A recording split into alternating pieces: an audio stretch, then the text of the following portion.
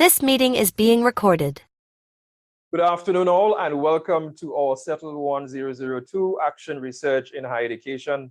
I am Leroy Hill, one of your facilitators of the session. Today, I'm really honored to be joined today with the rest of my team members. I have with me Dr. Juliet Jones, who's just gonna come in.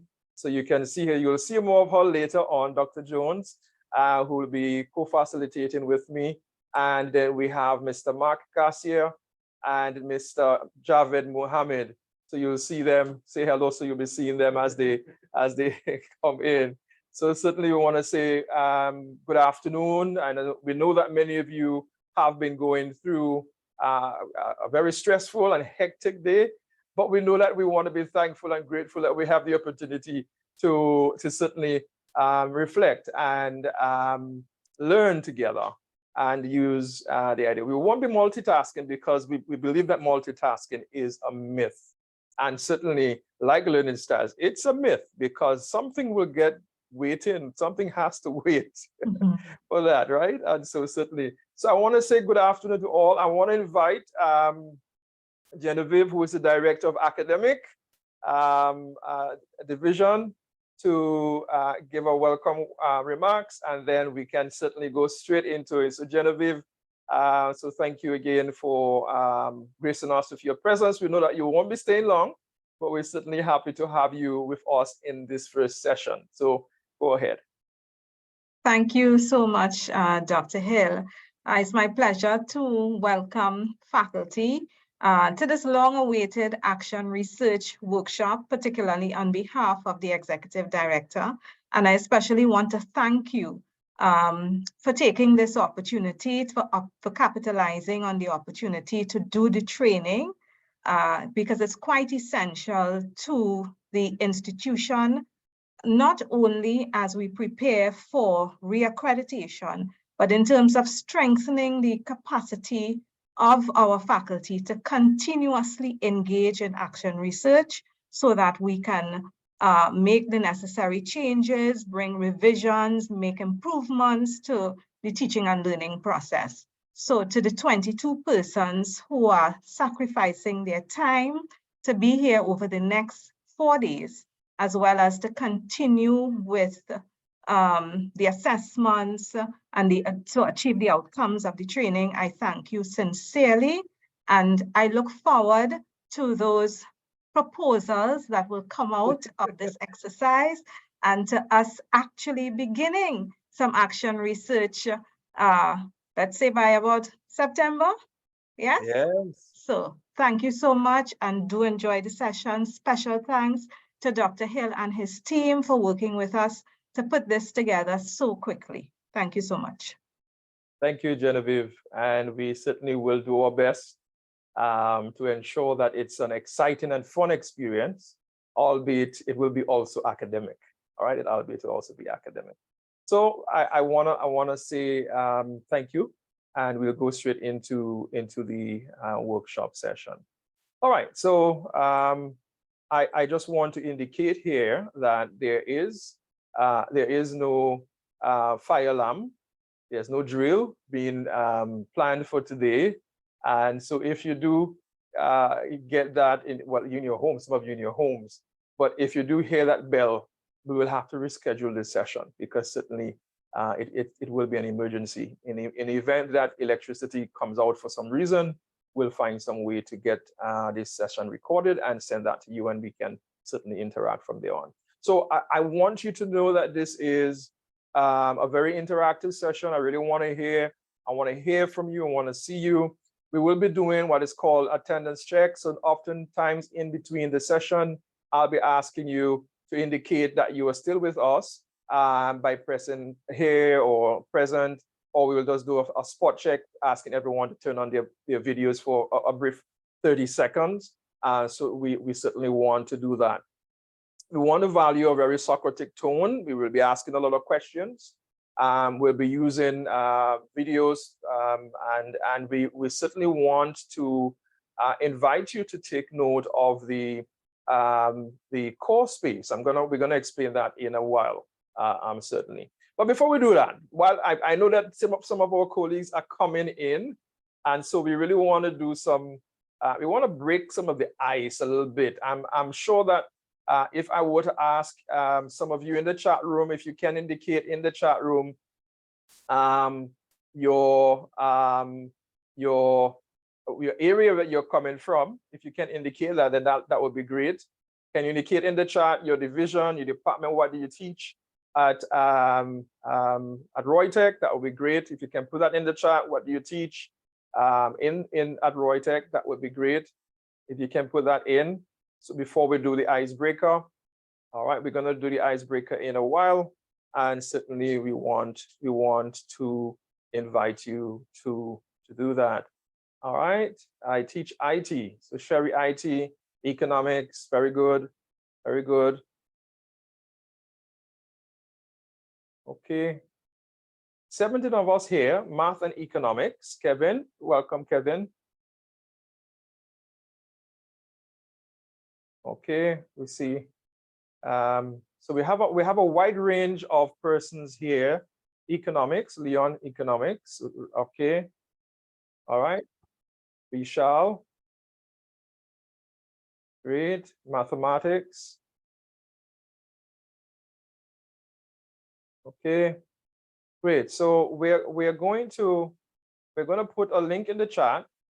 My colleagues are going to put the link in the chat. We're going to call my colleague. I'm going to call my colleague, Dr. Jones, who will be leading this session of the icebreaker activity. So Dr. Jones, whenever you're ready, we are certainly ready to come to do this activity. I'm going to turn over to you. Thank you, Dr. Hill, and good afternoon, colleagues. It's such a pleasure to be able to work along with you. We have a brief icebreaker. As soon as the link is put in the chat, we want to ask you to participate. Yes, the link is there, so please click on it, and we invite you to participate in the activity. It's called an autograph game. And all you simply do is write your initial or your first name, whatever you choose to do, under the text or image in any of the boxes that describe something about yourself. We want to wrap this up in about 5 minutes or fewer than that. So we just need your initials or your first name. Have fun while you do it. Thank you.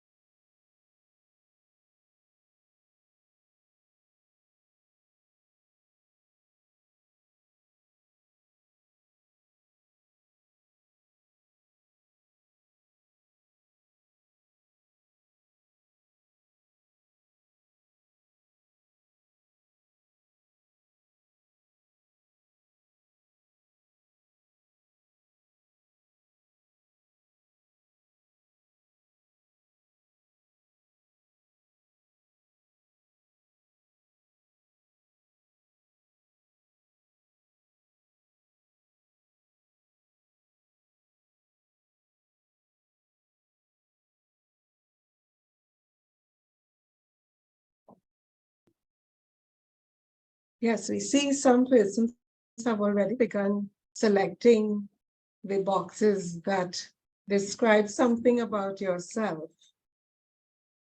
Thank you, Kevin. Thank you, Desmond.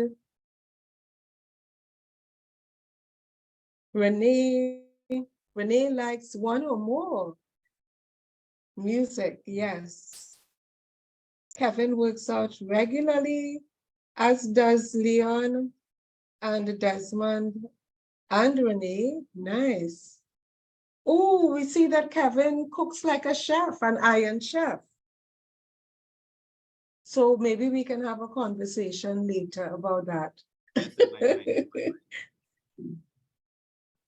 Let's see the other squares. Kevin loves research. Nice. Desmond likes action movies. Renee, Genevieve, Leon, and Desmond are team players. Excellent. And we'll be hearing a lot more about team playing in this action research training course. SS uses tech tools. Sharianne, your first name starts with one of the following letters. SS, Sherry, yes. Nobody plays a musical instrument? Is there anyone who is a singer among us?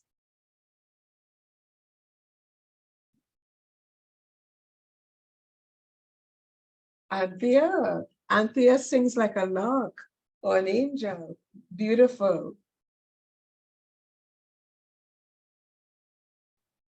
We'll give you 1 minute again, and then we'll hand it back over to Dr. Hill. 1 minute again for a few more persons.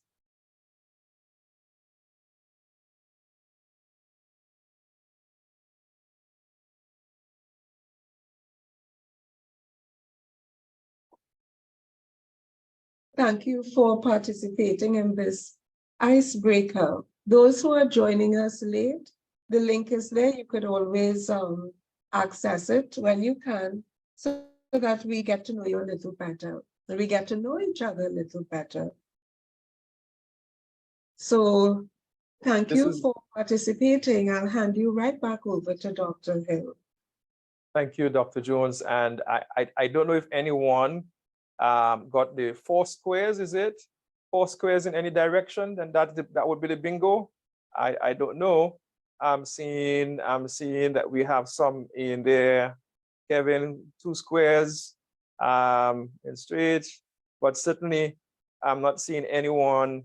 Well, I'm seeing Kevin, Leon, looks like an iron. Yes, works Kevin. out regularly, washes their own car, Kevin. So that's 3, but we need loves 4. Research. We have to get 4, I think. He loves research. Okay. 3rd row, last square. All right. Square. Okay, he loves research, but that's not in straight. But that's okay. That's okay. we recognize that certainly was an activity for us to get to know you, and we thank you for doing that, Kevin. I'm seeing that Leon, that you and Renee and Thea, we certainly recognized your likes and your things that you stand out in, you know. So certainly we want to go back and continue from where we left off in a very meaningful way. How you will know that you will be successful if you can explore the nature, in relation to the educational practice here at Roytech, the various models of action research. We'll be looking at what makes action research individual reflective or reflective practitioner. And then we want to look at the whole idea of enhancing your critical reflective skills, drawing on a reflective model from that standpoint. Again, colleagues, I want to emphasize here very carefully that some of the things that we are going to explore here, many of you would have been exposed to it. So we are taking the philosophical approach, not the tabula rasa in terms of the instructionist approach. That's why we are using a dialogic, asking questions as we go along, and certainly drawing on your experience, because we recognize that you come with a wealth of experience working in higher education. And so this workshop adopts the approach in which we value your experience, we value your input, and so we'll certainly pause from time to time for questions. With that said, please know that the workshop is structured around a blended approach. And let me just explain this. We're doing it in phases because we want to be able to support you throughout the entire process. There's an exciting opportunity for us to do a poster presentation sometime in June. We're going to give you that date later on. But before that, what we're doing two parts of two different activities. You will be placed in groups, and within your groups, you will be putting forward proposals, proposals that will be done within group settings, small group collaborations. And so we want to begin the group collaborations today so you can begin to unpack some of those questions. We appreciate that persons are focused within the disciplinary areas. But one of the key things that we want to value is interdisciplinary approaches, because the research is clear. There are certain things that are common to us across the discipline. And so, we certainly want to use an interdisciplinary approach in the group assignment. And when we come to that, we certainly will be inviting you to do that. I want to invite my colleague, Mr. Javed Mohammed, to do a quick run of the talent LMS, because that's where the space will be. All right.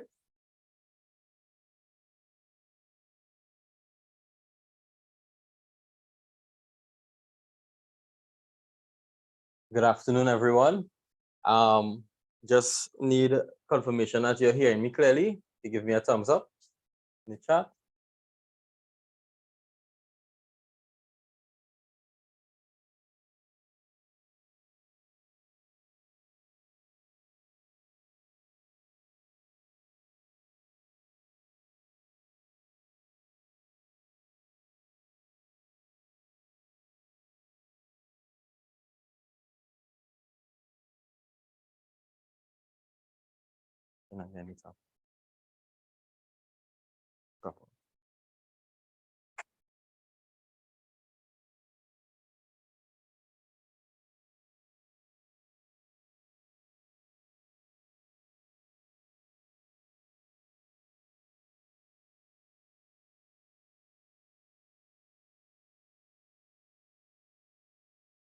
Good.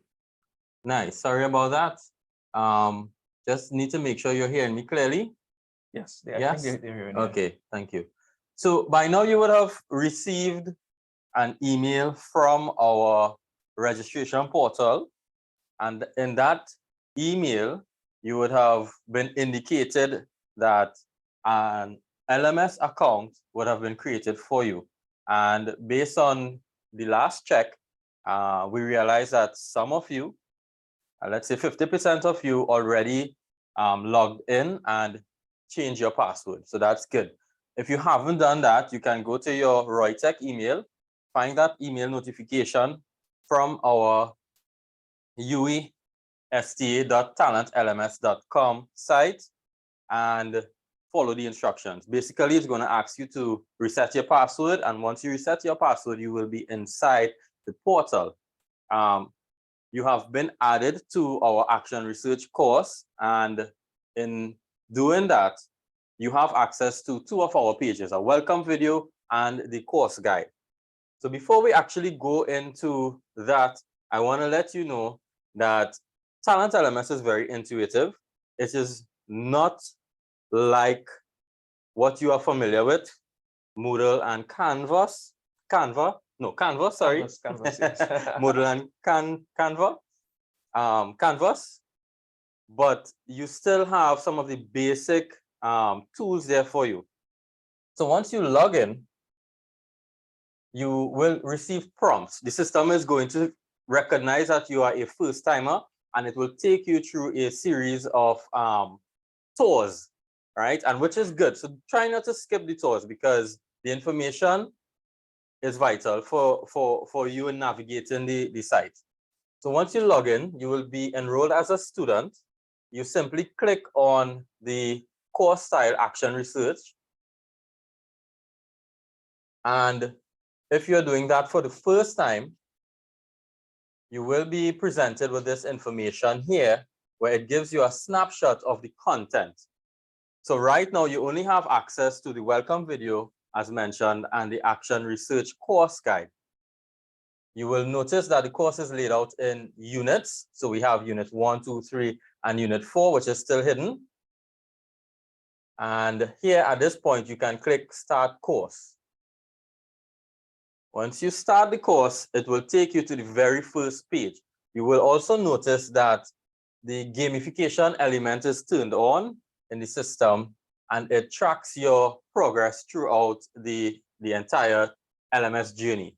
And we want you to go onto the LMS, and we want for you to read and interact with the materials, because that's part of the requirements of the course.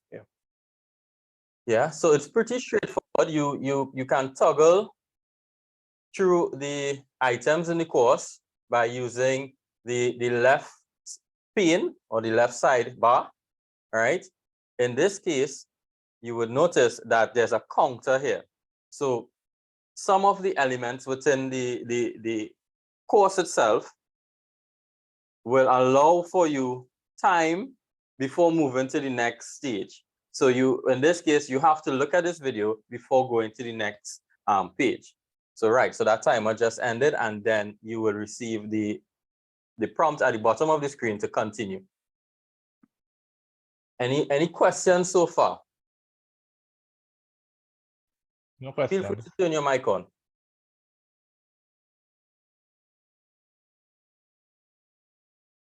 I think someone was speaking. Was it?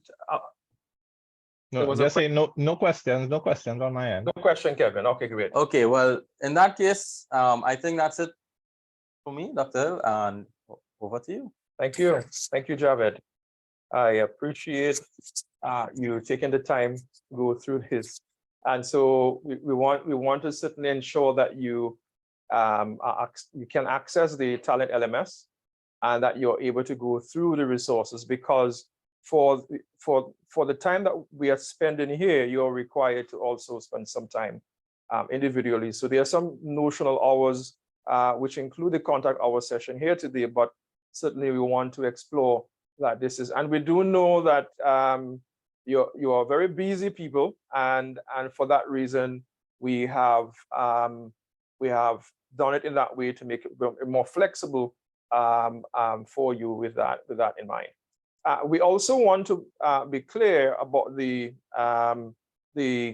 assessments, and within the course structure, you will get 20% for participating, and this includes the completing the LMS elements. So you will get 20% for that.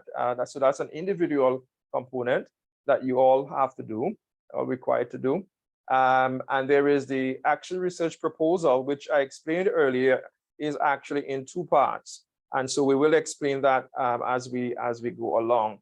And then there is a poster presentation that we have in June, which comprises 30%. Now, I should explain here that within the action research proposal and the poster proposal, we have some individual reflections. Although these two items are group-based activities, and we did it as group-based activities because we want to be able to allow you to group think for this first iteration of your proposal. Some of you will be taking on the proposal and advancing it towards in the September when you're doing that, and we welcome that.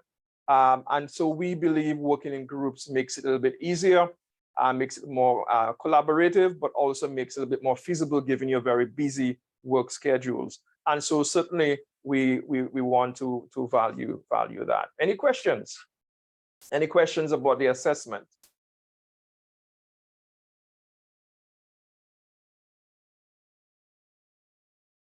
Okay, there are no questions, we'll carry on.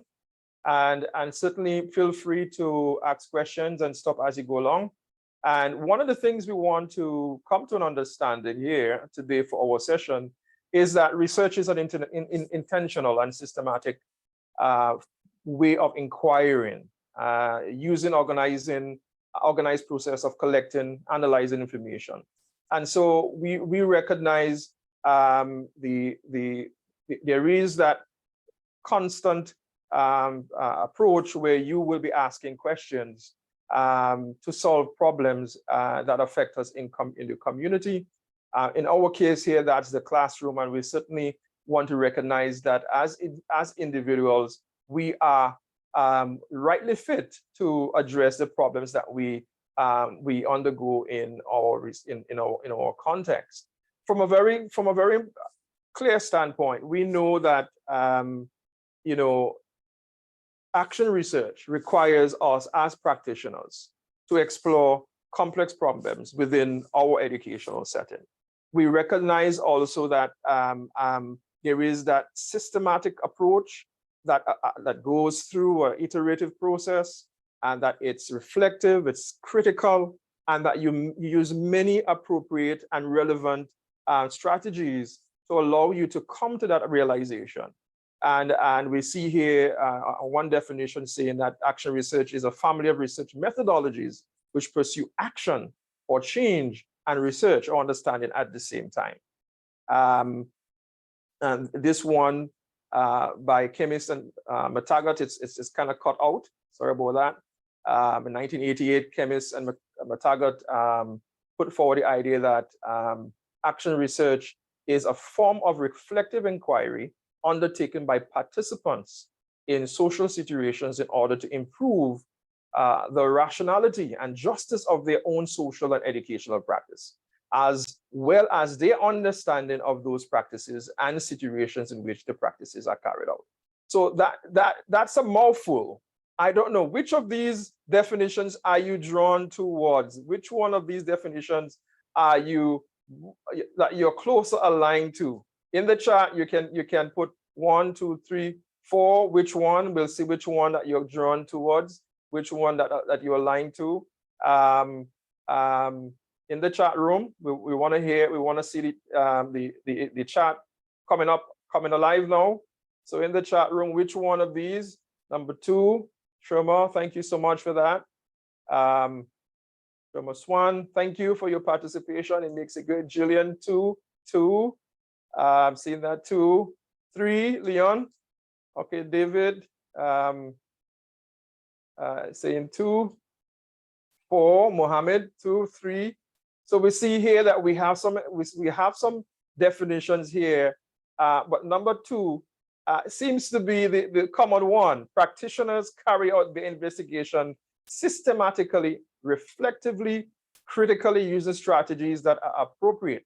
I like that, appropriate for their practice. Anyone would like to take the mic? Which one drew, why number 2? So those of you who chose number 2, I'll take about 2 or 3 persons why you chose number 2. Remember, we want to hear you.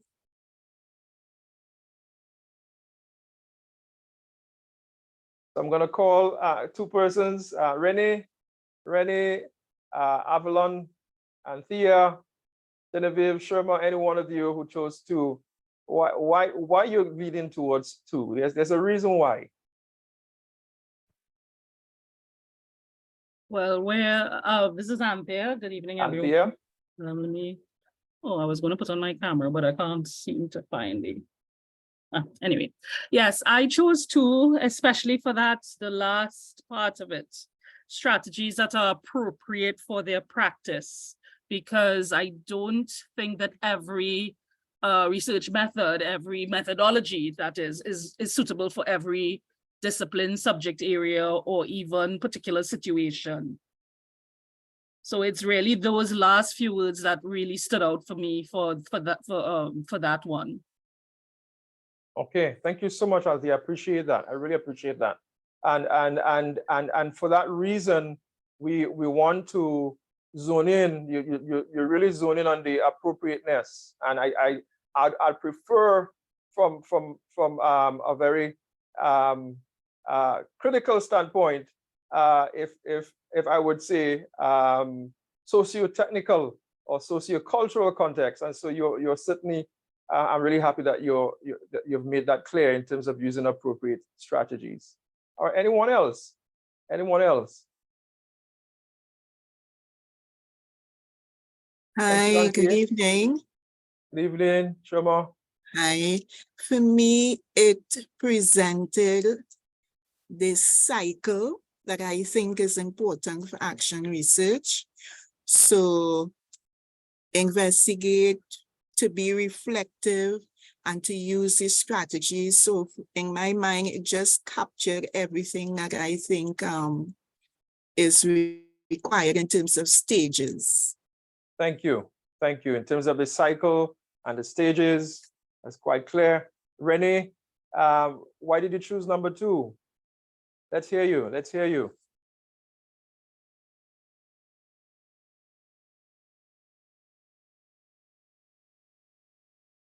Okay, can I ask those who chose number 3, the number 3, Anna, Vishram, Kevin, why did you choose the number 3? Why did number 3, the definition, why did this one attract you? I am Anna. I was attracted because of the action, because sometimes I think we do a lot of research and we stay in the theoretical realm. But I think the research should be used to guide future action. So that is why I was attracted. Anna, this is powerful. I love that. And for me, I really appreciate that. Kevin? Agreed. I think the action was, of course, in caps as well. It stood out. And I think that should be the end game of your research, to provoke an improved situation or to provoke change. Wow. Wow. And I love that defense, and Michelle is agreeing with you in that research. I'm agreeing that research finds itself on the shelves and on paper, but what change does it actually encourage in terms of its sustained impact? This is where action research finds itself very, very useful. And so thank you all for agreeing with that. We're going to look at some the idea behind action research. You know, where did this come from? And I would want to start there, but it actually started before. You want to look at a historical timeline in a while, and you're going to show you a short video in a while. But let's look at this. For many persons, the genesis of action research started in the work of Kurt Lewin, you know, in terms of a very meaningful way, where he looked at the various forms of social action, you know, Kevin, that what we mentioned that we should be doing, and research leading to social action. So it's that whole aspect of spirals and cycles of doing that in order to come to you know, a point of solution. And so it is clear for us here when Kurt Lewin presented his work that it provided a way for individuals to see and being part of the whole process. We're going to show a short video. My colleague is going to show that short video, and we're going to play it from that standpoint.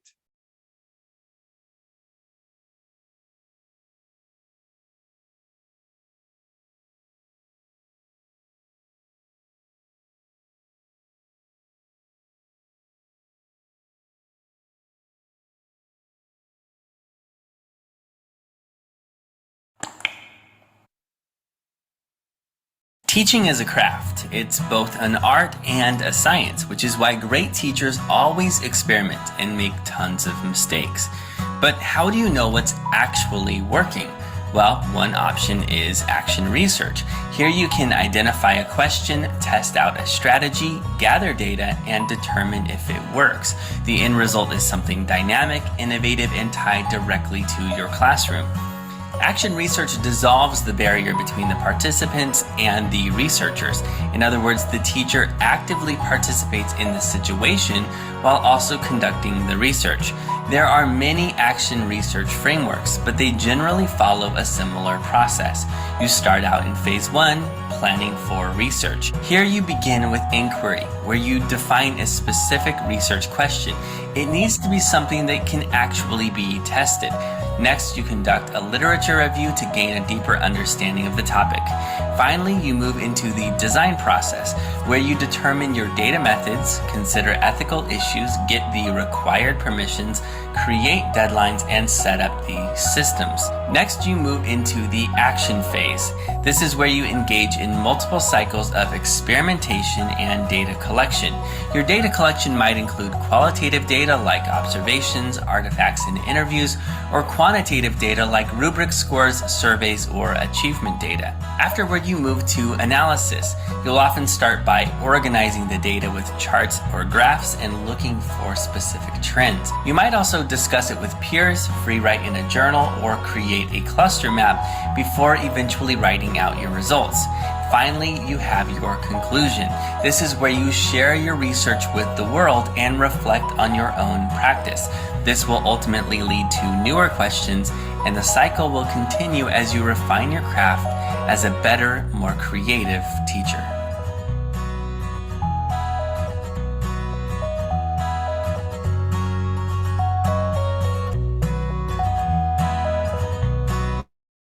I like that. Better, more creative teacher. How do we do that? And as I said earlier on, we want to go back to some what I will call intellectual traditions, because obviously these intellectual traditions contributed over time to what we consider now as action research. And we go back all the way to the 1920s in the work of John Dewey, who, Dewey pushed the idea that knowledge shouldn't come from outside in terms of persons pushing the ideas on you, similarly to the work of Vygotsky, who think of sociocultural, it should be contextual. And therefore, for him, he felt he was really critical about knowledge and action, and argued that educators should test the ideas and emerge, theory should emerge from what they're doing. And so certainly that is where the whole idea of being actively engaged within your practice showed a very important point here. We see the work of Kurt Lewin in the 30s would push the idea of studying social problems, as we indicated earlier, in factories. But it certainly was guided by his context in terms of the Second World War and all these different things that we found ourselves in that regard. All right. Can you all hear me?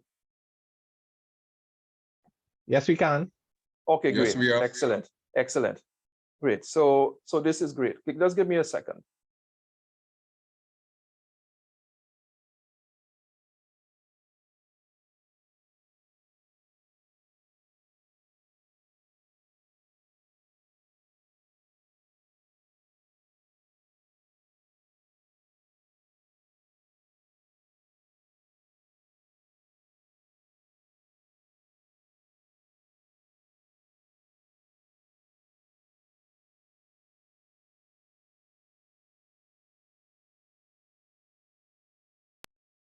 Okay, sorry about that. You can see my screen now, right? Great. So certainly this timeline invites us to really reflect on the tradition of action research. And over time, different persons contributed their own way. And I like the idea of Sir Isaac Newton, who said we stand on the shoulders of giants, persons who contributed different elements of it. I will jump all the way to John Collier, who was a US commissioner who felt that Indian Affairs, who felt that he wanted persons to be able to explore their own understanding of action and within their local communities. So that idea of action research emanated very nicely from his work, very nicely. When we look at Stenhouse is actually from the British standpoint, he's one of those leading persons in the British standpoint who advanced schools using action research. And this is where it really gained prominence. Eventually, we see in the late 80s, Kimmis and McTaggart in Australia. It's not on the timeline, and others would have also contributed their own aspects to action research. So we see action research has gone through a number of stages over the years. One of the things that we know about action research is that it is it is clearly different in terms of how we look at it from a non-traditional standpoint. And the purpose of action research in the end is to really solve an issue. It's really to improve your practice as a practitioner. And so, we're not particularly interested in discovering or developing theories or generalizing those theories across other situations, because it is contextual and sociocultural contextual. We want to focus on the idea of improving my own practice. And so this is where others like Jack Whitehead, we're going to come to his name, and McNeve, Gene McNeve speaks about living theory. It's a theory that's alive. And action theory, research allows you to have a theory that's alive. That's their perspective, obviously, from saying that. The idea of action research conducted by experts, persons who are outside of the context. That's also from an ethical standpoint. Some persons may ask, what gives me the ethical consideration to be doing research that I am involved in? I'm doing an interventionist study. I'm intervening, and there's an ethical standpoint for some persons who feel I am kind of you shouldn't intervene, and therefore that certainly gives us an opportunity to focus on that. So again, we see here that traditional and action research, the aims and targets and processes, differ. They differ. If you look at the last point, there is a separation between theory and action.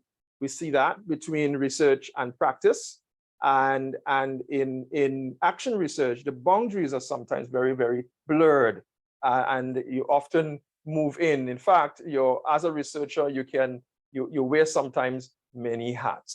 If I'm to really think of a very short phrase to speak about all of this, is just about fitness for purpose. It really allows you to think of research that is conducted that is, from a contextual standpoint, not a universal standpoint. And it's important for us to see that action research benefits us because of that. It allows us to connect theory to practice very, very, very nicely. It allows us to challenge the existing beliefs that we have and concepts about things, to be critically reflective about your practice and improve yourself at the same time. The whole idea, and I know that Ms. Julian spoke about it in terms of the connection to school improvement. There's a strong aspect of the accreditation process, but we do recognize action research benefits school improvement, school advancement. And it also, in a very meaningful way, allows you from an emancipatory standpoint, number 6, teacher empowerment. You are the ones who can decide as practitioners, this is what we've explored, this is our contribution, and therefore we are making decisions based on that. Our teaching is this, our approach to teaching is informed by the research that we have conducted. And obviously, I love number 7 because it provides an opportunity for lifelong learning. It provides an opportunity for advancing your profession in a very, very meaningful way. And said differently, action research aims to improve practice. Number 1, support institutional growth, fosters personal and professional growth. And I like number 4, it advances student success, because in the end, your research may allow you to take various forms.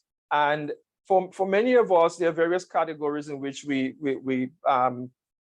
segregate the action research as it's either collaborative, participatory, or classroom. And sometimes you notice that there is an overlap between some of those. We're going to introduce you, and you will get the opportunity to do some group activity. You would recognize that within the Reutech, we do have various contexts, and so we will be exploring those contexts with you in a very meaningful way. We'll explore some of those. In particular, we'll explore them further in Unit 2, which is tomorrow, but we're introducing them here because we feel that it provides a very good way for providing the context. the vast majority of action research that most persons do is classroom-based, but it's also participatory and it's collaborative, all right? So we'll see sometimes a blurring of a combination of these in a very, very meaningful way. But you're seeing the whole aspects of the focus. If your research is intended to focus on improving practice and teaching and learning, then we tend to lean more towards the classroom-based action research.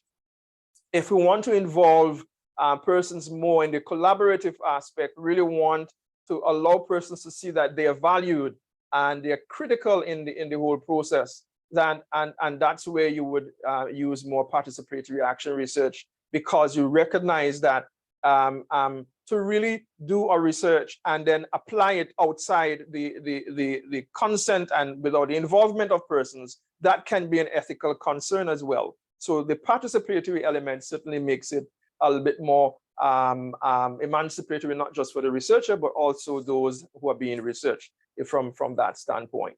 And so it's very important for us to see there. I don't want you to don't think too hard about this, but these are general categories, and certainly we recognize within our setting that and those will certain things. There's a disclaimer, some criticism, disclaimer right here. All right, there are certainly some criticism of action research, and we see that quite naturally being phased. Some persons say that it's not a proper research. It's not proper. As seen in the positivist sense of scientific tradition. But what is more scientific than you experimenting in a social experiment and testing it out, testing its utility within that sense? In fact, that has been the definition by some persons when they're losing to describe action research, is that it provides some level of experimentation. All right, but that has been one of the things that that's been leveled against action research. And Norton 2009 also advances the idea that action research is very academic. One of the criticism regarding the research techniques, and consequently too much of a burden on practicing teachers. And so there's that reliance on the cycles and ensuring that you are using you're still using the methods that we use in traditional research, because they are tools in helping you advance your understanding in the context. The idea of untheorized is the idea that, hey, they're not dependent too much, action research is not dependent too much on a particular theory that's very, it's really more from a description of practice. And so that's one of the criticisms we see. It's too much focused on the problem. All right, that is one of the criticisms that's made. But I will say there that action research focuses on the process as well as the problem. So we see here the counter argument that can be leveled against persons. And action result, the results of action results projects are limited, and that is rightly so. We accept that. And so these are criticism limited because we argue that it is contextual. Remember early on we said that it is contextual. So the idea for action research, if we go back, is to improve practice, your practice, not a practice for someone else. And so therefore it is limited, and we acknowledge that. So the criticisms, by far, the way I see it, I don't know if you see it as well, it actually gives credence to the whole idea of action research being specific to the context. And this is why I really love the way that the Reutech context actually explicated very nicely for us, and we'll see that later on. There are some challenges, and I'll tell you this, when you are involving more persons in a research, it becomes very, very time consuming, because you're including stakeholders. So an argument should be made as which stakeholders are you including? Are you including all the teachers and students? And the idea behind this, obviously, is that stakeholders should be involved in the planning, reflecting, and intervention, because if you're going to intervene and put something to use, they are empowered if you're including them in that process. one of the challenges, and can be seen as a limitation, is that there's bias, and sunshine is unconsciously biased, and that's an error here. May lead, it says leader, but it should say lead to bias, subjective interpretations, and certainly we see that not all problems are based for action research. Action research is not an anything goes type of methodology. Let's be clear about that. It is not done to people. It's actually by other people, all right? And it does not start with predetermined answers, because so you may think about, okay, let's start with a hypothesis. That no, you predetermine answers to educational process. It does not start with that. It explores and discovers what works to find solutions to educational problems. Educational research is not a project to have to be long and complicated or elaborative, to be so-called rigorous. No problem, Desmond, I acknowledge that. Instead, we think of action research that it results at tentative solutions that require monitoring and evaluation. That's why it's cyclical, and that's why sometimes you go through phases and phases in order to reach to various aspects of it. It is not the usual thing teachers do when they're thinking about teaching.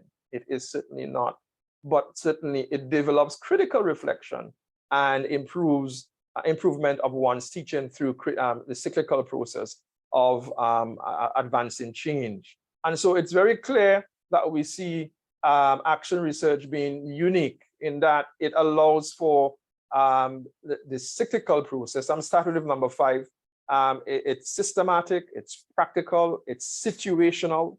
And I like number 1, it leads to more participatory aspects, and it's constructivist because the participants and the researchers together form their own meaning and understanding of what is happening and what is taking place. And just to reinforce the cyclical nature, we see some examples here being explored. And this, by the way, the diagram on the right is based on Lewin's original idea about the steps in an action research process. You start with identifying the problem, you gather information, then you design the study, you collect data, you analyze and interpret, and then you implement and share the findings. I like that because earlier on, Kevin said, okay, action, you want to be able to see how it is going to do. I also like the approach that from the British National Health Services model, CC Act. You plan, you do, you study, and you act. This is a very nice little cyclical nature of it. One of the key things that we see in action research is the contention that many persons have in terms of the role of the researcher. And the role of researcher is one that takes on many approaches, and sometimes the researcher wears many hats. And so you may be the person actually conducting the interviews. You may have other persons conducting the interviews on your behalf, but you may be the actual person demonstrating a particular strategy. So you're actually, and then you're asking questions about it. And so as a researcher, you are called to wear many hats. And so one of those things that we say is that you have to be very flexible and adaptable to change. But one of the key things that we know that if you're doing these things, there are certainly things things that you need to clarify when it comes to an ethical standpoint. No matter what role you're exploring within the action research standpoint, it should be clearly identified within the action research process. That it's not something hidden that you're hiding from the researcher. So whatever considerations in terms of your role, that should be clearly negotiated and clearly clarified in the whole research process. And it's not that you're hiding it, it's that you're declaring it, making clear that, hey, I understand that I'm the researcher, also the person being researched, because I am the teacher in the classroom. I'm also exploring the way I'm teaching and doing certain things. And so it's not that sort of blurry line sometimes between the roles that allow persons to think about action research. Okay, it's 6 o'clock now, and we want to dovetail into our next area. And in summarizing this very nicely, I want to invite you to go through the course space in your own time, look through all the resources. But certainly when we look at action research, from our standpoint, it's conducted by teachers, administrators, anyone vested within the interest of learning in schools and classrooms. The how, variety of ways, qualitative, quantitative, and one of the key things we recognize is trying to understand the question of why, and so it's fitness for purpose as we identified later on. And the reason why we want to do it, because we want to effect positive educational changes within the education setting. All right, so we want to pause here. Anything stand out to you as we continue? We want to go on to the next area, which is looking and understanding one of the critical things of action research is being reflective. But before I go on, I want to just ask 1 or 2 or 3 persons to what has been the striking part about action research. What draws you towards action research as a practitioner? You've been teaching for many years. You've been researching for many years. And what can you tell us? I mean, that draws you to action research.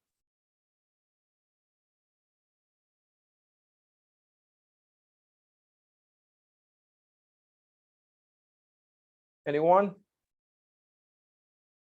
Hi, well, Dr. Hill, you hear me? Yes, yes. Right. So one of the reasons why I like action research in particular, and you mentioned it before, is that this type of research is not something that you will conduct and write and remain on a shelf. It is very impactful. So me as a professional, I've determined a problem, and I am anxious. I really want to solve this this situation. Is it that is it a situation where students just are not able to grasp a certain concept, and maybe I am now willing to try a different strategy, and in doing that now I realize that it worked, but I need now to do some more research on it, and perhaps maybe this will be something that I can share with my colleagues in the department and so on. And I like that. I like the fact that when you do this type of research, you're able to impact the learners, you're able to share your information, your findings with your colleagues, and it's just exciting. Yeah. Thank you, Javed. I really appreciate that. And what I gathered from your contribution here is that it brings greater value to you as a practitioner. So that's really important. Anyone else? Anyone else? Can I take an attendance check? Just press 1 in the chat if you're still with us. Just 1. That's number 1. Just press 1 in the chat if you're still with us. And just want to ask 1 or 2 other persons before we continue. Anna, what strikes you about action research? Earl, thank you. Anthea, Mary Lou. Yeah, I think having taught for a number of years at tertiary level, well, speaking for myself, the difference in the attention span of especially younger tertiary level students challenges us to constantly kind of reflect and to try to come up with solutions as to how we can engage them more meaningfully. So the reason why I signed up for this course is to kind of get some more information and knowledge and explore how best we can do research to find out, to come up with more new constant strategies, because you will have a semester where this class responds to you and with certain strategies, and you do next semester, you might use similar strategies and the response is not the same because it's a different group of students. So to me, the action research is really critical because we constantly have to evaluate what we are doing, evaluate to what extent we are reaching students, and then use that information to come up with new strategies to continue to keep them engaged. Wow. No, Althea, and Anna, sorry. Anna, you really have me smiling because this is why McNeef and her colleagues will say this is living theory. You don't have to read it. You didn't have to read that in a book or an article. It is living, and that's why some persons will say it's emancipatory as well, because you feel a sense of accomplishment that you were able to explore something that you did not have to, obviously you can bring in theories, you can bring in methods, you can bring in things, but certainly what comes out of it is something that that is, and this is where Dewey and others talk about the socio-technical, the socio-cultural aspect, because it certainly is speaking to context. So Anna, thank you so much for that. Anyone else? Can I call on anyone in your person else? Steve, Dr. Warner, why action research? I know we went through this very quickly. And in the next hour, we want to look at the whole idea of reflective practice. But certainly it invites us to look about about the whole end in mind of improving teaching and improving learning. All right, student success. Anyone else?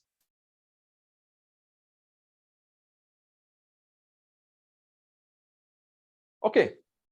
Hi. Oh, Go ahead. Action research for me because of my lived experiences and the field that I'm in, I see things differently. My questions are different. My reasons for wanting to understand things differ. And AR provides me with the opportunity to get answers to the questions that I have, that I can connect to, that I can apply to my practice, and that I believe would make a significant difference. And that's why I am drawn to AR. Very good. And you sound very much, there are different AR traditions. There are those who are Lewin in terms of following Lewin's work. You sound very much because you're very strong on the I, and in terms of how you see your practice and how you see it, similarly to it being Lewin. So Jean McNeef and Jack Whitehead, UK, they speak a lot about that in you being able to advance your teaching. There are many criticisms of McNeef and Whitehead's model, but certainly we recognize that its utility, and it's certainly giving you that freedom, that intellectual freedom to be contextual. And this is what I picked up from you in terms of being contextual. I'll take one more before we continue. One more. Can I call on Leon? Let's hear a guy this time. Hi, good evening.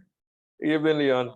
Good. So what inspired me to join this program was the fact that how action research is result oriented, and it's all about going through the theoretical information in class with the students, going through real world examples, but at the same time, putting theories into practice and showing results, so that at the end of the day, students can actually, learn both from, theory as well as the applied methods. Yeah, thank you, Leon. I appreciate that, and I think for me, what I picked up from what you've indicated there is the need to include students in the whole process. and having them see that the reason why they're doing this, it is certainly results will benefit them as well. Results will benefit them as well. So we want to look at reflective practitioner. And when we speak of reflective practitioner, we are certainly inviting ourselves to certain questions. I'll just pause here for this video. I don't know if you can see. The term reflective practice has Can you all firmly hear? entered the vocabulary of professional education in a number of different fields, including nursing, teacher education, and social work. But what is reflective practice? And what does it mean to be a reflective practitioner? David Bowd defined reflection as a conscious activity in which we engage to explore our experiences and develop new understandings and conceptualizations. Learning from experience is one of the most fundamental forms of learning, but it has tended to be less valued within formal education until recently. In the 1970s, the information transmission model of education was predominant. In this model, the role of the educator was to provide knowledge, and the role of the learner to absorb it. Paulo Freire, the Brazilian educationalist, argued against this banking model of education, which he characterized as the educator making deposits in a passive, disempowered learner. Other educationalists, such as David Kolb, argued that greater emphasis ought to be placed on the learner's ability to actively construct knowledge. Kolb's model of experiential learning, founded upon earlier work by Dewey, Lewin, and Piaget, characterized learning as a process whereby each individual reflected on their experiences to construct and reconstruct their understanding and skills. So, John Dewey placed great emphasis on reflective thought and saw it as an important part of a cycle that enabled us to learn from experience. He believed that reflective thought began when we found ourselves having an experience that raised some difficulties or dilemmas, which he referred to as a felt difficulty. From this experience, Dewey argued, we then set about reflecting on the problem, asking ourselves the question, what's going on? We conceptualized the problem, considering and analyzing potential solutions, asking, what might I do? We experiment or act by trying out a possible solution. Finally, we consider whether that solution was effective and how it might be further adapted in the future. Within professional education, our interest is not so much in learning from a single experience or learning in the short term, but more in a long-term developmental process that enables learners to develop well-grounded professional knowledge and skills. Dewey suggests we consider professional development as a developmental spiral, where the learning from one cycle stimulates the beginning of another, and so on. This provides us with a process that allows us to reconstruct our knowledge and skills in light of new experiences.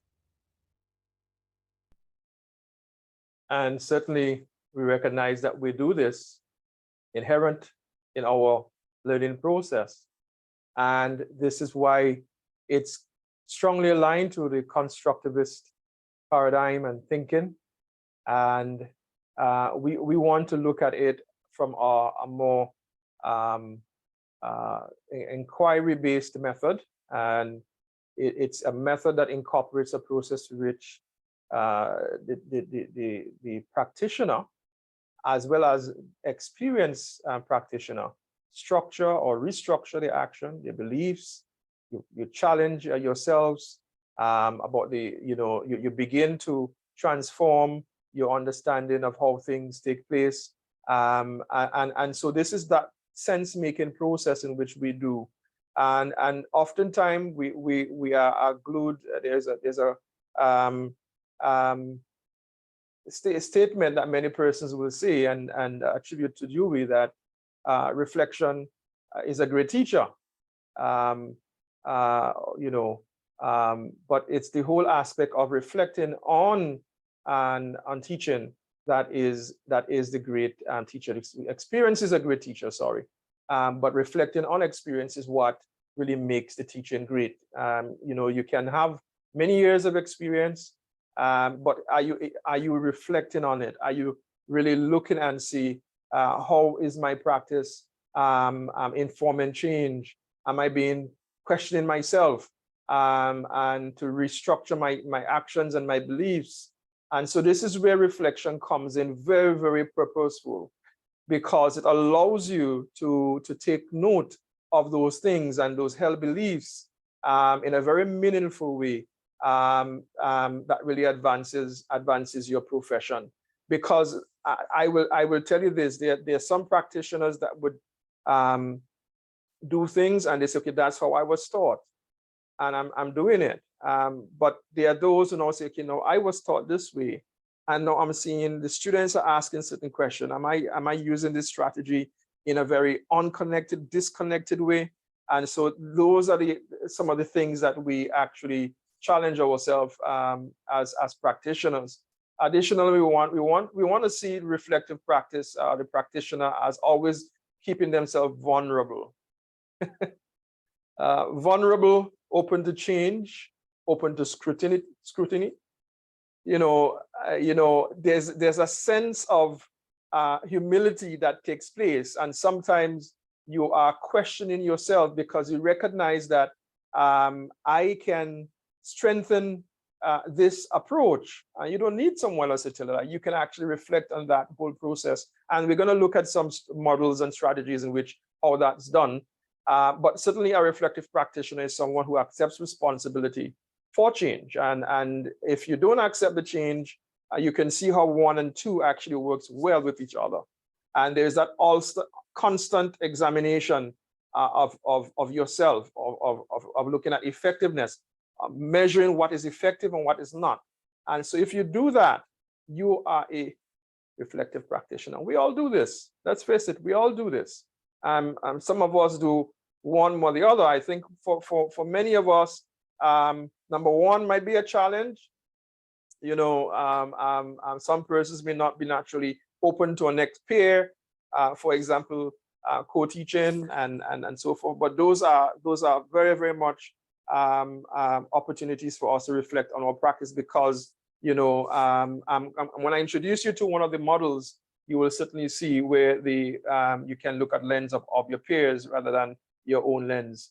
All right. And the number 4, I love number 4, because it says that if you're a reflective practitioner, if you're enthusiastic about the whole aspects of lifelong learning, continuous learning, and someone doesn't need to come to tell you to reflect and to really think about what you're doing in your practice. All right. We know reflective practice helps us to create confident teachers who are confident in their skin and themselves. It makes sure that you're responsible for your students, but also yourself. It encourages different things, new ways of doing things, innovative things, approaches, allows you to say, you know, this is not working. Let me try something different. And it really encourages engagement.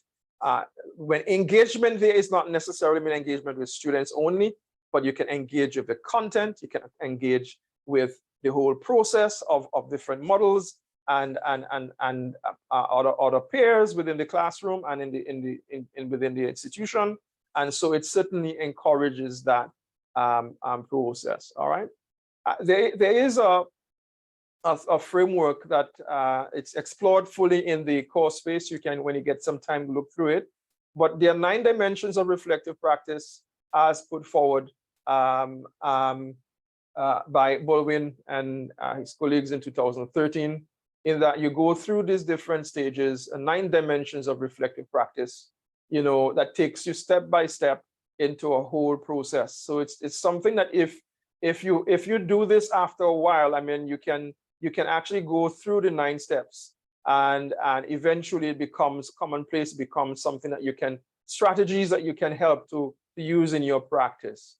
For example, if you look at number 3 invites you to link theory with practice. All right, how do we do that? We use the literature. So you may explore, for example, how do I encourage my students to work in groups collaboratively? Then you may want to explore those classroom management techniques that actually draws on the constructivist thinking and how does that actually advance teaching and learning and so forth. We see, for example, number 6, try out new strategies and ideas.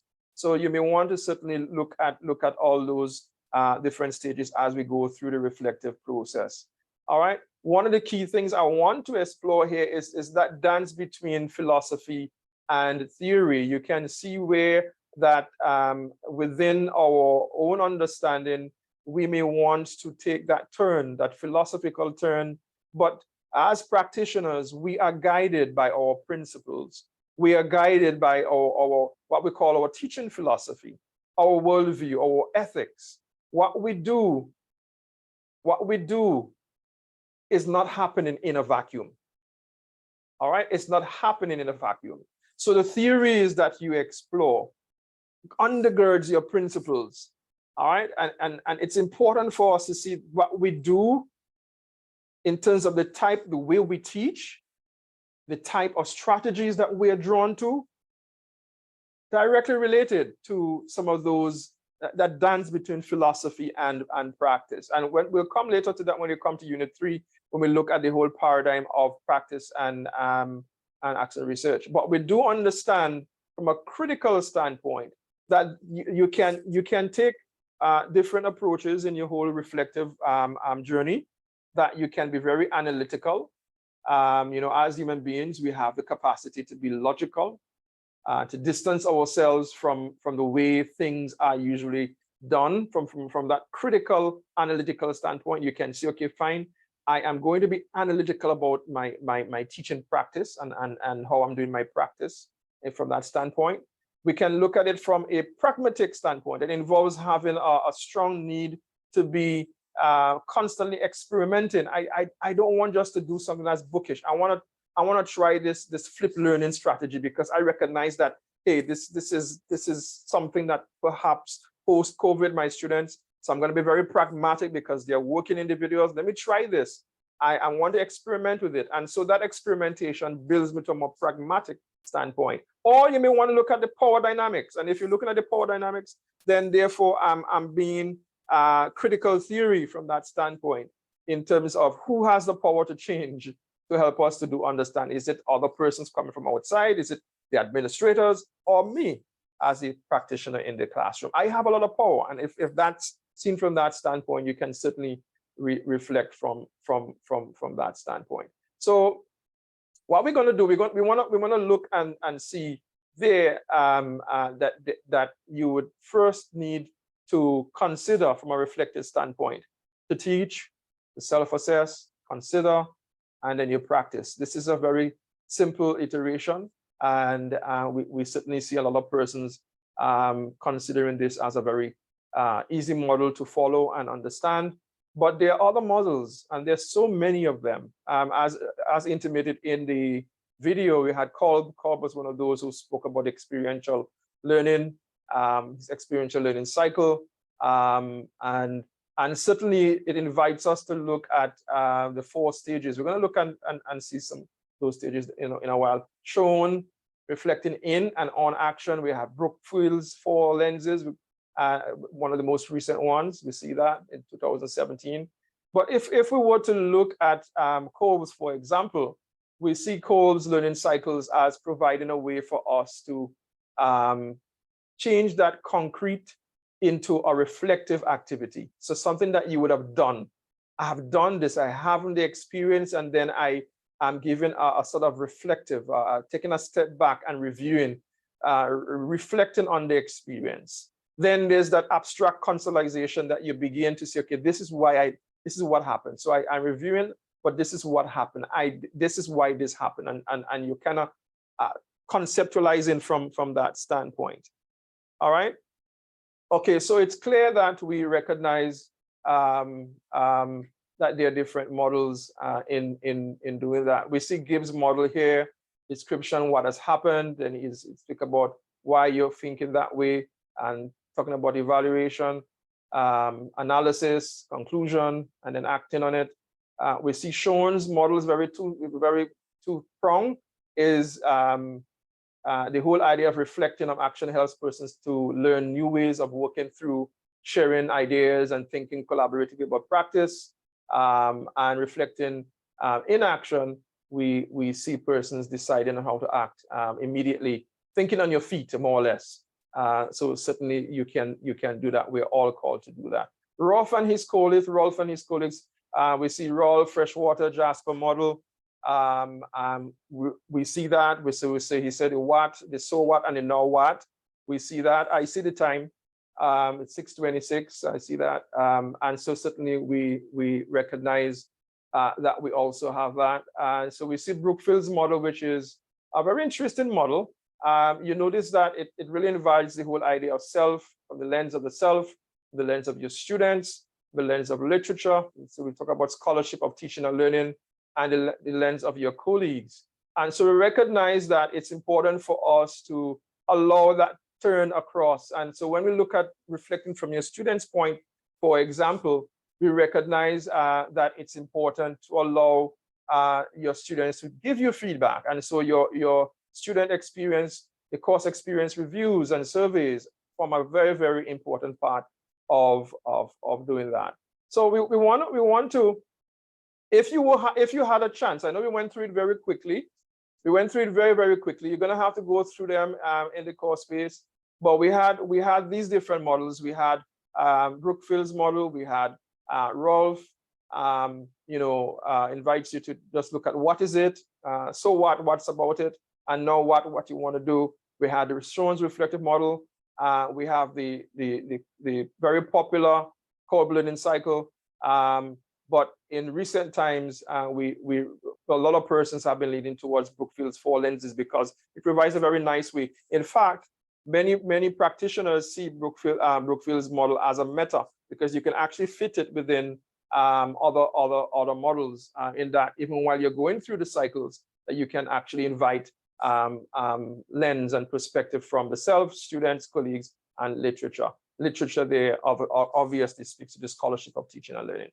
So if you had a chance, which of these models appeal most to you? Which one appeal most to you? I'll just bring which one appeals more to you in the chat. If you can put that in, that would be great.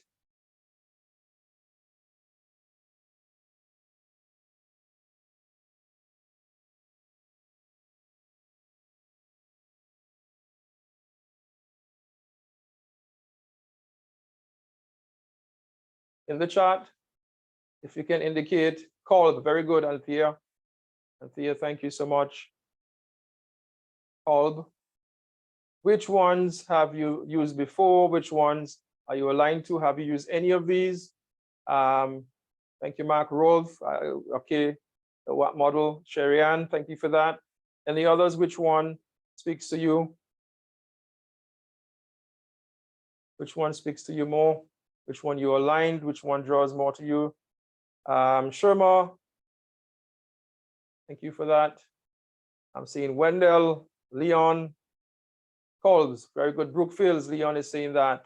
Okay, Steve, which one? Earl, thank you for that. Avalon Ali saying the what, now what, so what? Yeah, Brookfields. Yeah, very good, Brookfields. I want to hear from you now. Why Brookfields? Anna, I'll start with Anna because you're the last. Anna, why Brookfields? Start with somebody else now. Okay, I'm gonna start with somebody else. I'll start with Shiram. Shaim, David, Mohammed, Brookfield. You chose Brookfield as well. Why Brookfield? Yeah, definitely, Sham. So I found that was relevant because all are relevant, but this more relevant in my opinion because it's more up to date, and it does hold value as to what we as faculty are providing to students so that it can enhance their teaching and learning. So all these lenses are key and very very informative and applicable to today's world. Thank you. Thank you, Shaim. I All right, appreciate Anna. it. Anna, I see your hand is up. Go ahead. And What we always Desmond, have to remember is that I think sometimes as practitioners, we don't think equally about students, self, colleague. So I think why I like Brookfield is because it really takes all the stakeholders basically into consideration. And therefore, all these people have input. And it's something that I have suggested in the past in terms of people like lecturers sitting in with another lecturers giving feedback. But again, that requires people to be very humble. Well, humble is a word, but humble is not the word I'm looking for, but very open. So I like the 4 lenses is simply because you're looking at it from all the people who are impacted when an exchange in education takes place. So. Wow, this is powerful. It's powerful. And you really invite us to challenge our assumptions that, we can obviously take input from our colleagues. So, and I really love that. And so that's where the peer teaching, peer observation becomes a very powerful means of reflection. So thank you so much, Anna. Really appreciate that. The other But person who chose... just to add one thing, for that to happen, there must be trust. Yes. So there will have to be a lot of work done on on the various lecturers and stuff, our colleagues, seeing ourselves as one team before that kind of thing can happen. Thank you. And then you see the whole idea of being vulnerable for number one, the point in terms of a practitioner, and that you're vulnerable because you're inviting someone, and the whole aspect of trust is a huge thing. It's a huge thing, because my classroom should be a space that is safe, and oftentimes it's guarded against many different things that we want to explore. And so certainly we see it's important for us to do that. I see one other person chose Brooksfield. Desmond, I'll invite you to tell us why you chose Brookfield 4 lenses. And Leon, you also chose Brooksfield. Desmond? Is Desmond with us? Or Leon? Right, so hello again. The reason why I chose Brookfield is similar to what Anna and Shyam stated. It facilitates a collaborative approach to the learning process, in which there is a care about the students. There's emphasis on the literature in terms of the theory and the real world examples and so on, as well as the teacher. So it's a collaborative approach in which all the stakeholders, their needs are being met in some way or some form. Thank you, Leon. Thank you.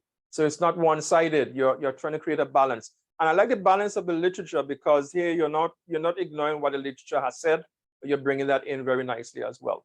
I want to switch on quickly. Those who identify Kolb, because we know that we are 30 more minutes into the workshop space. I want to end at 7 because we do know it says 5 to 7. So Kolb, Anthea, you chose Kolb. I see Earl, you chose Kolb. If you can explain why Kolb, why does Kolb appeal to you? Well, I see Kolb as a process. One thing I've learned, I remember working in a consultancy, and throughout the entire thing, the lead person will say you have to trust the process.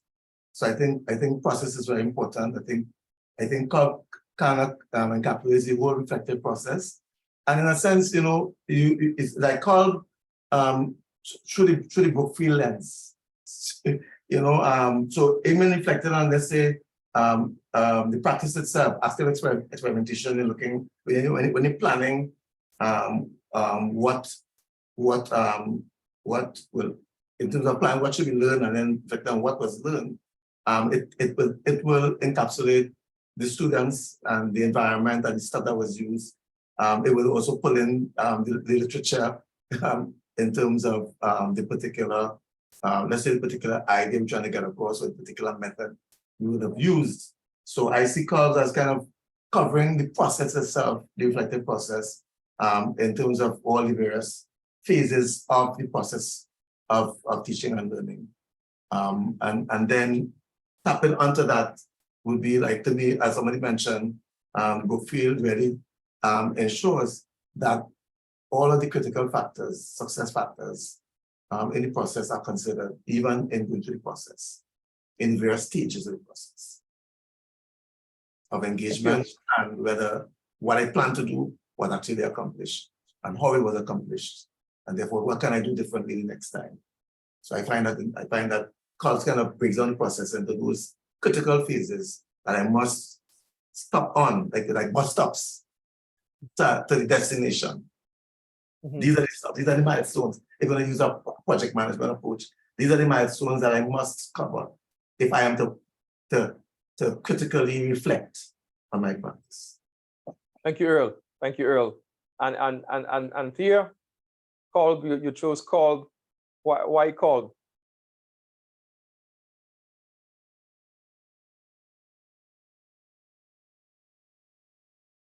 Hello, Anthea, are you with us?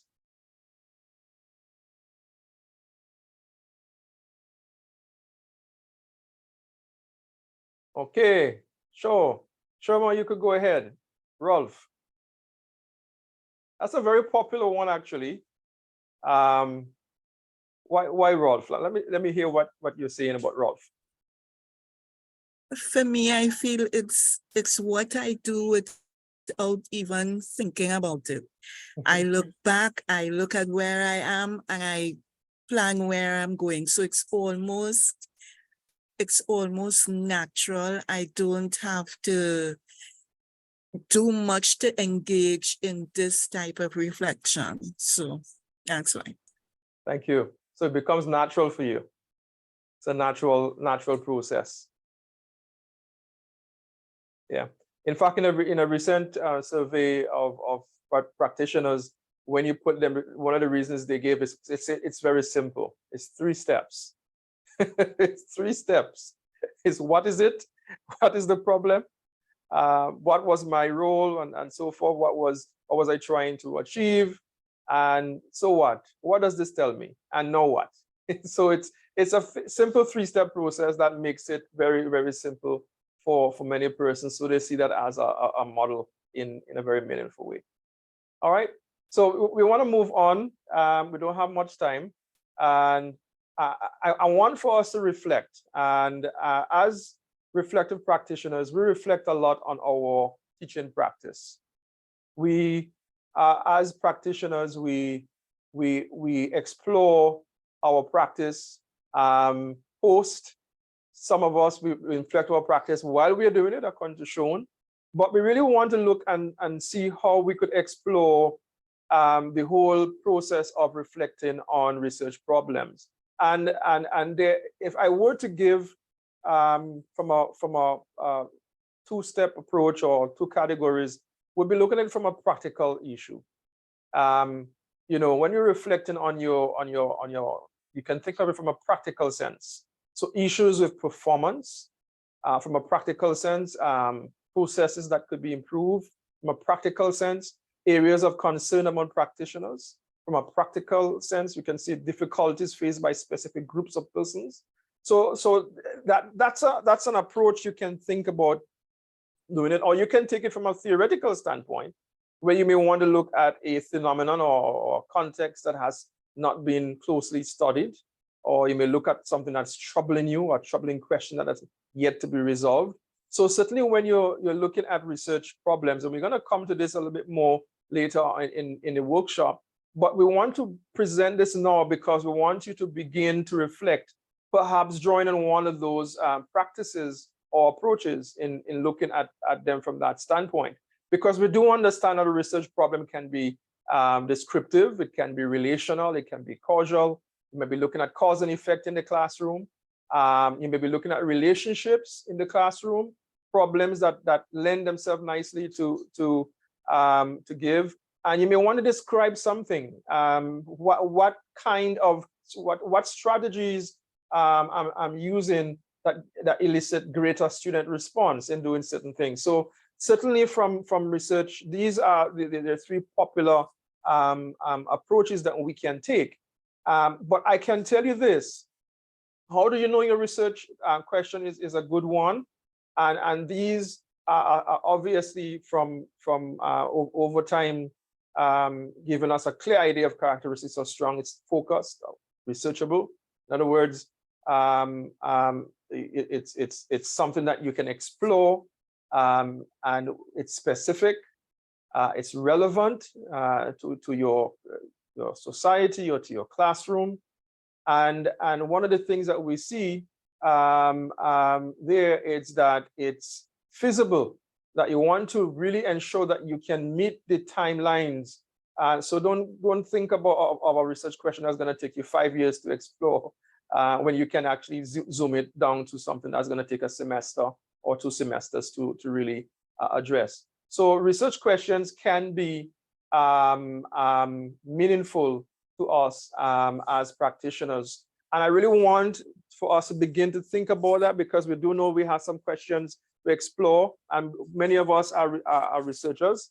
I know many of you have used different research methodology and so forth. So this is nothing new. So just kind of refreshing that idea and so forth. One of the key things we want to do is exploring that we also want to have research aims and objectives, and we want to explore an aim because they provide a broad statement indicating the general purpose of your research, and usually that's in the introduction part of your research, and the objectives provide the specific indicating the ways in which you will address the overarching aim.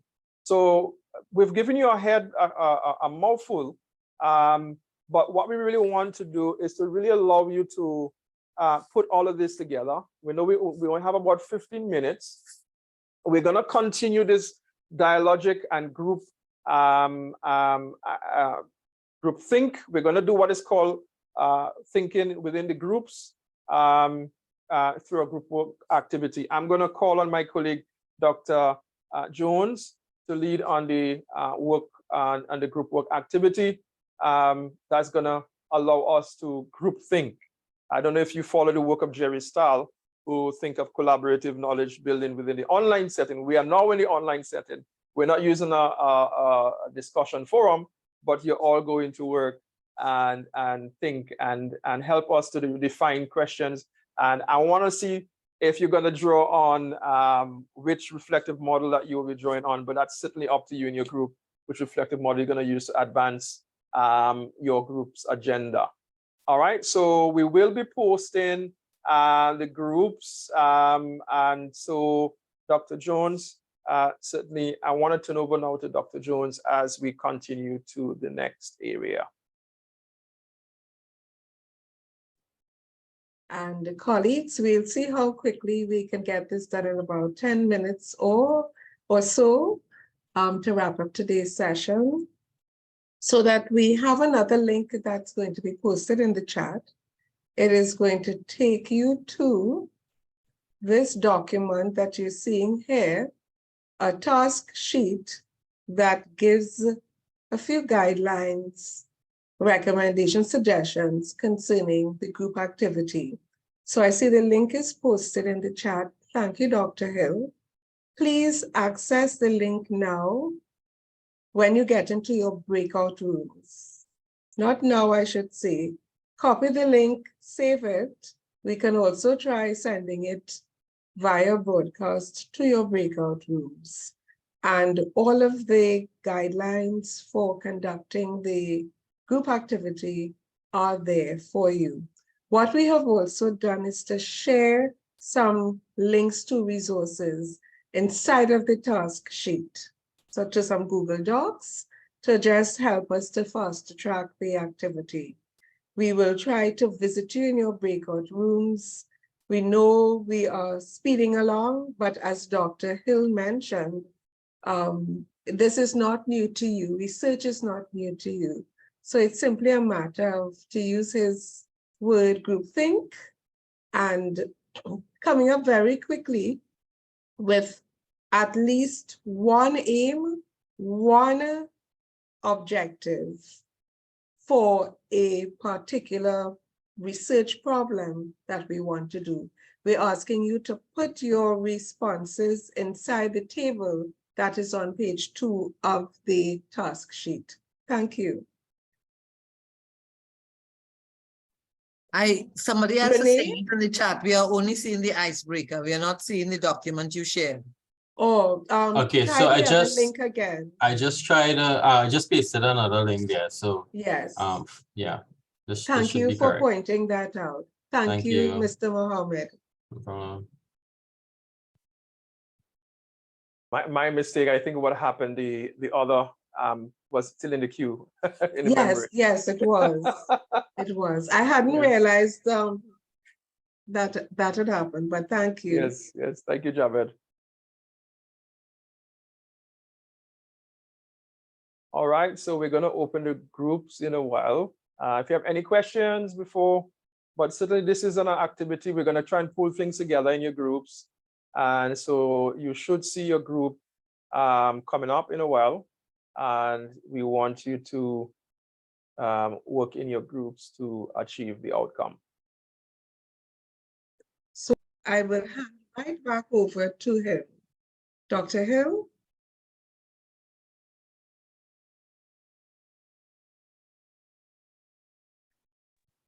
Sorry about that. Thank you, colleagues. And thank you, Dr. Jones, for leading out in this activity. And we're not going to ask you to report because we're going to continue this tomorrow. And we just want you, we're going to keep your same groups and we're going to continue through the deliberation. You have with you the worksheet, and I'm seeing some persons, if I am to just identify, I'm seeing 2 groups that are being engaged. I know there's one group that wasn't engaged, and we certainly want to recognize that there was one group, there were 2 groups in which we recognize that. So you can see that there's one group that actually went. I don't know which is this, group number 1 and group number 2. Let me just make this a little bigger so you can see it a little bit more. Let me just go. All right, can you see this better now? So we're seeing group 1. Group 1 is saying lack of engagement. All right. Excuse me, Dr. Hill, we're not seeing it. Oh, we're not seeing it. Hold on a sec. Hold on a sec. Yes, thank you. Share screen.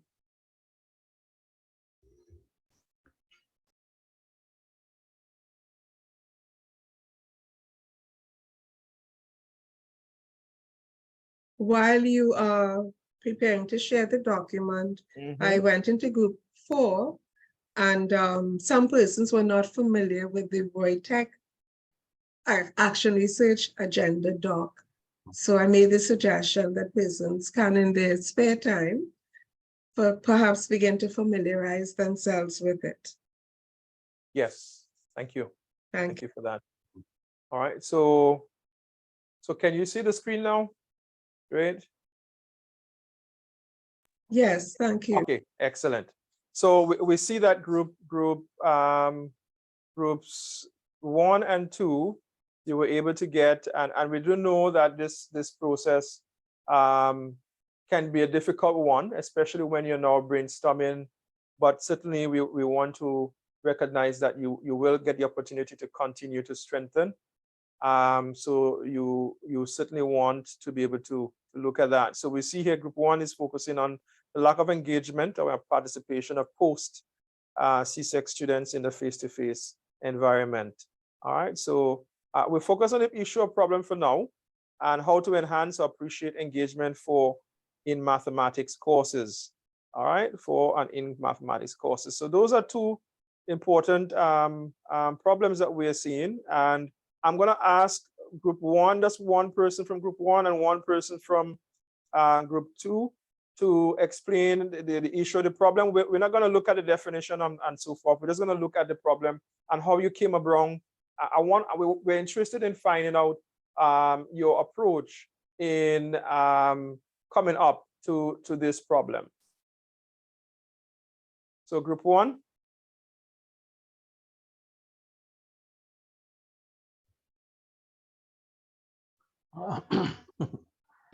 Well, in group 1, Oh, sorry.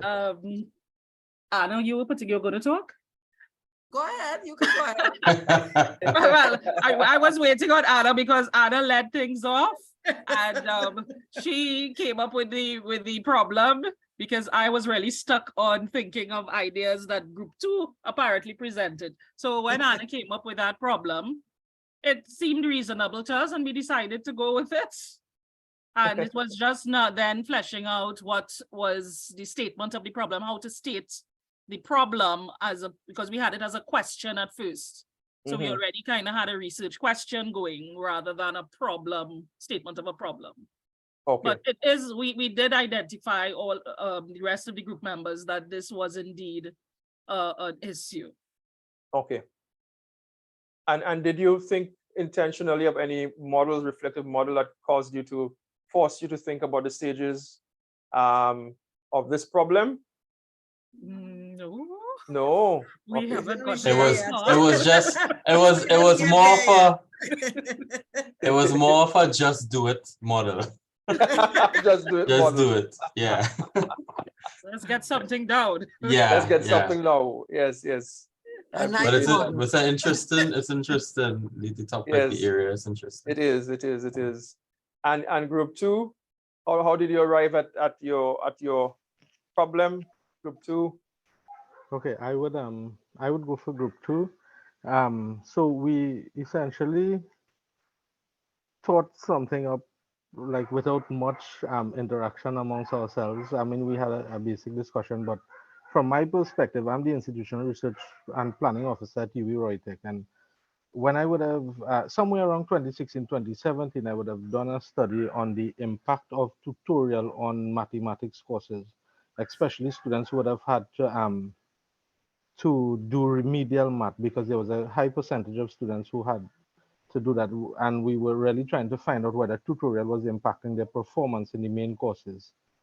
So that was that we essentially look at data that we already had and try to determine whether tutorials were impacting performance in mathematics courses. So that was so whilst Wendell and David and they would have mentioned the issue of mathematics, I would have had some experience with that already. So I just went with it. And we agreed that we would have gone with it. I guess we would further elaborate on the research questions and so on going forward, and or probably clear it up a bit more. Yeah, and you've put in a factor there, tutorials. And I'd be interested to see how does that actually factor within the problem or the issue itself. Okay. Because you in your discussion, you did bring that out. And, yeah, and well, so, yeah, that's work that was actually done. We didn't have the discussion to agree. Well, that discussion with the group because we didn't have time. By the time we figured out where we were in the group and what we had to do, the countdown was on. Yeah. So by the time we figured that out, we were still scrambling to write something and then write at least complete the first 2 columns. But I did do some research on the impact of tutorial on mathematics courses. So whether tutorials had an impact on the performance in the courses. And that's an actual piece of research that was done. What year you said? 2000 and I think that would have been 2017, 2016 or 2017. 2017. Okay, Yeah. somewhere. good. Thank you. Yeah. Thank you for And that. just to add, having been both in the economics and the math department, is something that I found is definitely a problem, right? Where students have a difficulty with the sometimes abstract nature if it's not done properly with use of student-centered models and relating it to experiences. So that's a problem that it could be the subject or departmental that is worth doing a bit further reflection on. Mm-hmm. And it's interesting you're saying that, because you are certainly saying you as a practitioner you want to enhance. So I like the idea of how to enhance, which gives you a very wide opportunity to explore within your context. We don't know what that how looks like, but the very nature of you starting with that would kind of put itself in a position to really look at it from that standpoint. Enhance appreciation or engagement. We know that this is a global issue in terms of mathematics, and it will be good to put the kind of perspective on your students to see what you can do, or what can be done to engage them a little bit deeper. And whether it's a strategy, whether it's technology as part of the strategy and so forth, you can certainly explore that how. So I'm really happy that this group number 2. I don't know if group number 3 or 4, I know you didn't have a chance to write it down, but if you want to say what your problem, persons from group number 3, I think Dr. Warner, you were in that group. I know one person in that group didn't have their mic wasn't working. Group 4. Group 4, anybody from group 4? Did you start to explore an issue or problem in the classroom, an issue? Yes, we looked at assessment in the online environment. Okay. One of the members has done some research in that area. I think Leon had mentioned that he was in the relation to economics, that he found that when he looked at student performance in the online, when we were during COVID-19, and subsequently told those students face-to-face that their performance dropped considerably. Sharon made some interesting observations in that she was saying that sometimes when we think of assessment, we're thinking of exams, multiple choice, and those kinds of things. She has employed the use of podcasts, journaling, students demonstrating, using more video things, flip and those things. And she's found that it also captures the different modalities of people's differential learning abilities. Some students need a little more time, but they're able to demonstrate their understanding of various topical areas. One of the members was making a very interesting point when the clock began to run down. And so I think our discussions tomorrow should be quite interesting in that regard. Because I think what we looked at is that sometimes when people hear assessment, all they think of is exams. So we are saying is a new modality. We are saying reflecting, but we are still holding on to a paper-based exam, one kind of environment, kind of thing. But there are various ways to assess learning, and which will also capture the needs of the learners. Can we talk about it? So let's say we're talking about the student-centered learning. If we say student-centered learning, we say that that learners learn in different ways, but we are using one modality to capture the learning. Then there's a sort of contradiction in practice as against what we have written or what we read in research. In that we say, yeah, we can assess you, but we're assessing all of you the same way. I don't matter if you're a visual person or if you're auditory or whatever, you're mixed, but you have to come in this environment and do it. So we have transported, in a sense, we have virtualized, and we have virtualized what we used to do in the old mode. And I think it's very interesting for us to have that discussion. And so our question will be on how can we assess given that more and more institutions are using online modalities to assess learning.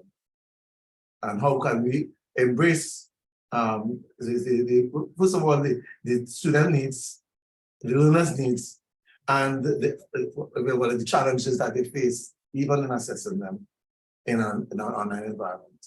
And moving away from the idea that assessment means one form of evaluating the extent to which they have learned or cover the objectives of various courses. Yes, and Earl, I think you've said quite a lot in terms of assessment, and I think if your colleagues could begin to pull what we say crowdsource the ideas, you can come with a very meaningful research question. So that you will have access to the document post session. You can group members, we can think, but I immediately can see where you really want to explore values, because our values are sometimes deep-seated in terms of, and you mentioned that. So these are some of the things that you would certainly want to explore and so forth. All right, so I want to in a very meaningful way thank you for your interaction and engagement. We continue this tomorrow from 5 to 7. You will have access to the course space. So I'm going to ask Mr. Mohammed will be releasing the course space to you. So you should see some of the elements. The recording of this session will also be in the course space. We'll have a copy of this PowerPoint presentation for you here as well. But we really want to continue tomorrow. So come prepared with your problems or redefinition of your problems, and we will action research problems. Yeah, action research problems that you know that you will get the opportunity. And what I'm seeing, you can have the intervention to prove you know, how you're going to improve your practice from that standpoint. Remember, in the overarching thing is improving practice, improving institutional strengthening from that standpoint, student learning, student success. And I'm seeing student success, Earl, in your group number 4 group, but also teaching effectiveness as well. So yeah, certainly it lends itself there. So when you really want to look at it, and I'm happy that Mr. Mohammed said that we want to look at measuring your problems and see, okay, how does it impact the areas that we spoke about earlier. Think about that carefully, because at the end of the day, your research should be impactful from those various standpoints. So I want to say thanks. Thank you so much, Renee. Thank you for being here. Unit 1 is fully open, and Mr. Mohammed is saying have fun. We really want you to have fun, and so we want to say thank you. If you want to hang around, we will stop the recording. But if you want to hang around, we will certainly hang around with you to be in the session.